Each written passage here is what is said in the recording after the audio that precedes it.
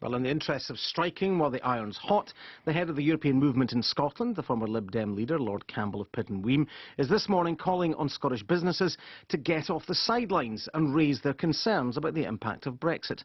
Lord Campbell joins us now, alongside Tom Harris, who's the Scottish director of the Vote Leave campaign, who claim to have the backing of 250 business leaders and entrepreneurs. Good morning to both of you. Good morning. Lord Campbell, if the opinion polls are correct and the divide UK-wide at the moment is 50-50, why would a business potentially alienate half of their customers by taking a stand on this?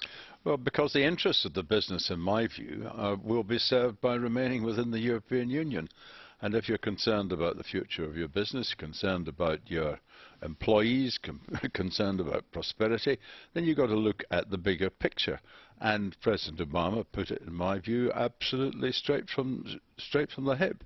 And in fact, Mr. Farage's response, along with that of Boris Johnson, really seemed to me to be quite wholly unjustified and indeed likely to put up the backs of people in the United States. I just happen to know that from New York State to Kentucky, the attack by Boris Johnson has been universally reported. And if you're trying to persuade people that they should extend something favourable towards you, then going about it in that way seems to me to make no sense at all. Well, Tom Harris, given what the President said there about the level of trade between the EU and Britain, what is the case, the business case for Brexit? Well, let's remember that the establishment and David Cameron like to continually tell us that about half of our exports go to the EU. Actually, the amount of exports that Britain sends to the EU has gone down 10% in the last 10 years. It's only at 44%. And you say only at 44%, that's almost half of our exports. Yeah, but all the trend, almost half. It used to be significantly more than half, and all the trends are that that percentage is going to get smaller over between now and 2030. I mean, let's remember, I am certainly not in the business of criticising President Obama. He has absolutely every right to express a view and an interest in this. But let's make no mistake, he was expounding what is America's interest in this debate. He was not talking about Britain's interest. He was promoting America's interest, and that's quite right. That is his job. But let's remember that even without a trade deal, Britain is America's largest overseas investor. America is Britain's largest overseas investor, and we don't even have a trade deal, as he forcefully said. And as well as those dwindling numbers, Mrs. Campbell, we've got many small and medium-sized businesses, I would imagine, would argue that a vote to leave would cut the red tape and the regulation that they have to deal with from the European Union and potentially boost productivity.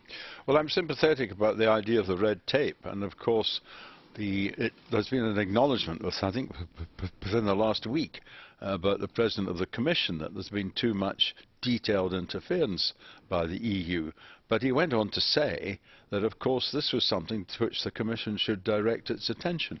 And there's no doubt that there are two principles which lie behind the European Union which aren't sufficiently emphasised. The first is proportionality. Don't do any more than you have to. And the second is to ensure that anything you do if it's better done in the capitals of the member states, it's called subsidiarity, then let them get on and do it. Now, unfortunately, for some time, these two principles have been ignored. But there's no doubt in the present atmosphere there are a number of countries who are entirely sympathetic to the British view, and if you like the Scottish businessman's view, that the less interference there is, the better. But that doesn't detract from the fact that to give up access to a market of 500 million... A dwindling market is the point that Tom Harris makes. Well, 44% is still pretty substantial. And here's a point for you. Of the 27 other members of the European Union, I've yet to hear any one of them say, it's all right, you can go from the European Union, but we'll continue to allow the privileges which go with membership. And if we look specifically at business, Tom Harris, we've got the CBI saying that a Brexit could cost the UK economy £100 billion and nearly 1 million jobs. Scottish Chambers of Commerce say the economy is on a knife edge, withdrawing from the EU would damage the recovery. The IMF saying Brexit would disrupt established trading relationships and cause major challenges for the UK. Why are all of these bodies wrong? Well, I'll tell you why they're all wrong.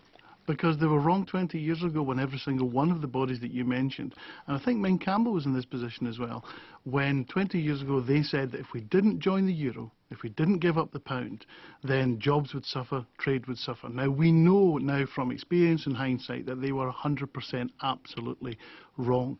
But let me go back to something that Ming said about trade. The fact is that we've been saying this stuff about, we need to cut back regulation, we need to stop interference by the Commission in everyday life. We've been saying this for decades, and it's getting worse every single year. And the problem we have in Scotland is that 1 in 20 of our firms export, but 95% of Scottish firms do not export to the EU, and yet they are still covered by EU regulation. And it is a huge and expensive burden that costs jobs. And Ming Campbell, does your previous support for the euro, and given everything that's gone wrong with that single currency, perhaps leave you in a tricky position arguing as you do for staying in the EU? Well, 20 years ago I certainly was on the side of the argument that we should join, but it was subject to 2 conditions, which of course are always ignored now. The first was that the terms of joining should be appropriate to the British economy, and the second was that there should be a referendum of the British people. Well, neither of these conditions were fulfilled, and therefore, in my view, joining under those circumstances would have been inappropriate. But it's very interesting to say that if you made a mistake 20 years ago, the sins of the fathers are visited on the generations.